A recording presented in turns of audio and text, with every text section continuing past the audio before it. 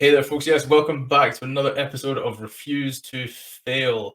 Same podcast, same quality guests, different name, new logo, good heart, good stories, always going to be at the forefront, and we're going to go from here. Today, I'm joined by a really interesting guest because, as I said when I first made this podcast, it's not only about athletes, it's not about the people we see on pitches, on tracks, in pools, it's about people that work in the world of sport. I'm joined today, 12-year motorsport photographer. He's featured in some of the greatest magazines, according to that, like Autosport, Sports Illustrated. He was 2019 Motorsport Photographer of the Year. Jamey Price, Jamey Price photo, as you can see nicely there. How are you, sir? Thank you for giving up your time today. I'm great. How are you, Sam? I'm surviving and thriving, is how I like to say. It's a Monday. We're getting podcast recorded. I'm having a great time. I'm really looking forward to this because you have what I consider to be one of the coolest jobs in the world. You are a paid it's not photographer of bad. motor cars. It's not bad. I'm thankful that somebody's got to do it, so it might as well be me. If you ever need a guy to come along and literally hold the bags, let me know. I'll be there. All right, cool. I'll be there. We must have to catch up or something because I love Le Mans. I've got a lot of Le Mans on my belt. So if you're ever there, you have to let me know and we can get. I can pay you in a beer. Every year I'm there. Start this year, centenary year. There's a beer with your name on it at my campsite. Deal. I love it. I will be there. It's centenary year. We're lucky to get tickets. Have you seen? Oh my gosh, I'm so excited. I can't wait. It's gonna be. I mean, I'm outside the little blue door. There is pretty much half the teams that are going to be running at Le Mans, and a bunch of the drivers, and seeing the cars in the flesh for the first time. The new GTP cars, which is basically the LMDH for hypercar and Le Mans and World Endurance Championship. I'm just so excited. It's going to be amazing. I'm so jealous. I was about to ask you exactly that. You're one of the first people getting to see the cars. This is the golden age of endurance racing that people have been pining for years. We almost got close to it in 2015. It feels like it's now really happening. How's the atmosphere? Because listeners, for what you don't know, as the time of recording this, Jamey's joining us from the Daytona 24 the week before in the build-up. He's there in the media center now at track. How is it there? How's the atmosphere? Does it feel different this year? There we go. For the YouTube watchers, he's just showing you the media center. Yep. No, it feels amazing. The atmosphere. I mean, so we just did our testing weekend, which we call Roar. It's kind of like World Endurance Championships prologue. And the atmosphere, like there were so many fans and there's just so much energy here. You can feel the energy in the garages and the teams, and there's just, it feels different. It definitely feels different. And just to be able to see the cars and hear the cars and have all this new stuff, like it is a golden age of sports car racing again. Like we've had a little bit of a, not a dip, but there was years where it just feels, especially during COVID, where we had, reduced car numbers and fields, and just to have so much manufacturer involvement back in the sport is just fantastic. Like it's a high watermark for all of us to have, and there's more manufacturers coming. Like I don't even think we've seen the last of the entries, for people that want to build cars. I've heard McLaren's interested in one. I could see Mercedes doing one.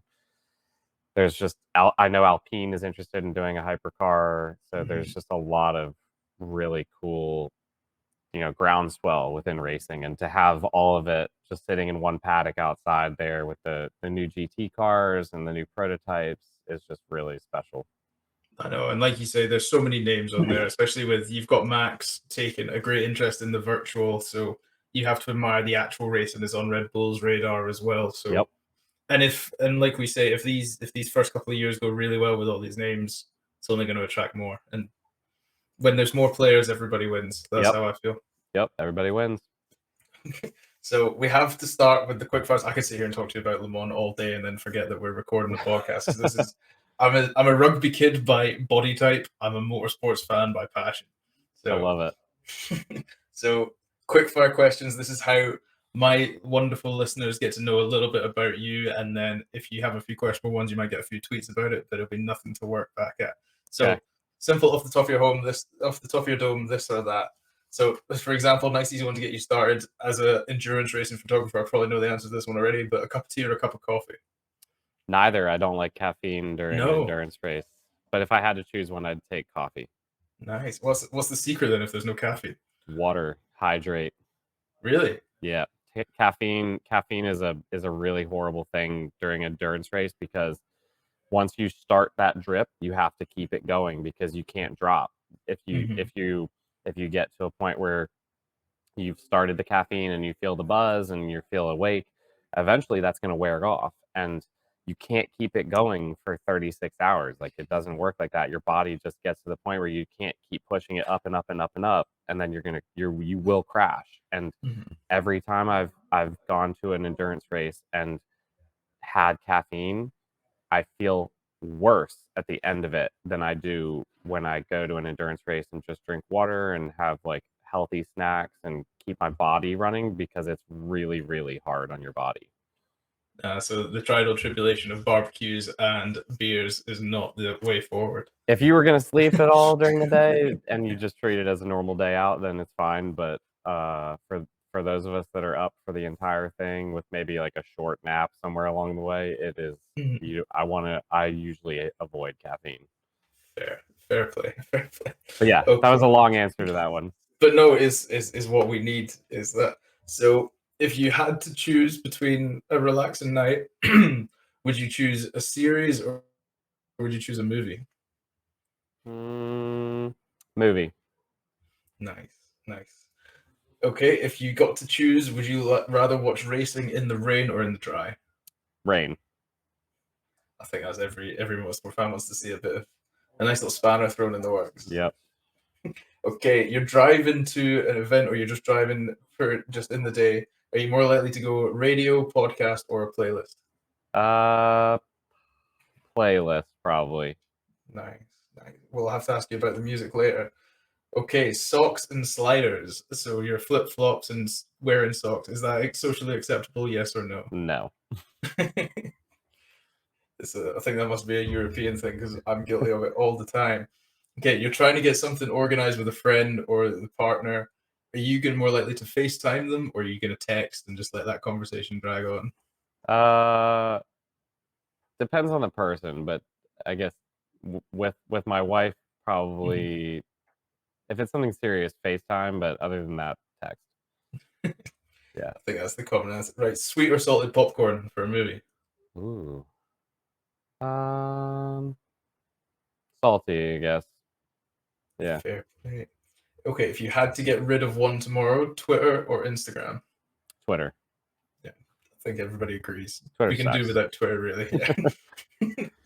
Okay, if you could live in one universe, would you rather live in the Star Wars universe or the Lord of the Rings universe? Star Wars. Everybody likes lightsabers. Yeah. And traveling at light speed. That's way cooler than having to ride by horse, like, somewhere that you don't know where you're going. I love it. Jamey, you're a very efficient man, and I have a lot of respect for that. What is your go-to Disney film? Ooh. Lion King. Nice. That is the same answer as another guest, actually, that was recording earlier, so it'll be interesting to see how many times we get that one. Do you have a favorite quote that you can sort of rattle off your head? Oh, Lord. I feel the need for speed. I love that. I'm a big Top Gun fan, but I know it's super cliche. If it's a quote that you can rattle off the head, then you're doing well. Yeah. Right. Your go-to fast food outlet if you're late night and you're just thinking you need something. You wouldn't have it in England and Scotland, but Chick-fil-A is pretty awesome over here. I love Chick-fil-A. Their spicy chicken sandwich is pretty good, and then there's another one called Bojangles, which is really only in the South. So the southeast part of the United States, which would be North Virginia a little bit, but North Carolina, South Carolina, Georgia. It's kind of similar fried chicken stuff. It's good. I love it. I really want to try Chick-fil-A. It's on my list. Yeah. I've had Wendy's and I've had Popeyes. I've never had In-N-Out. I went to LA and never got In-N-Out. In-N-Out is really overrated. Like, their burgers are okay. Their fries are abysmal. They're horrible. Really? They're terrible. Trash. Like, go to In-N-Out and get a burger, and then go across the street to Wendy's or Burger King and get their fries, because the fries from In-N-Out are like it's like just taking a potato, cutting it up, and then just putting it to you on a plate. They're horrible. Oh, see, this is why I need to do Sebring, and I need you with me, so I know Let's what to do. That's on the bucket list. That's actually. But they Is don't there even one? actually, they don't even have In-N-Outs. It's only California and I think Texas now, but Oh, it's only, and it's a California thing. So everybody, when everybody goes to California for a race, we'll all go to In-N-Out because it's California and it's pretty much, it's like McDonald's. Like it's like going to McDonald's anywhere else.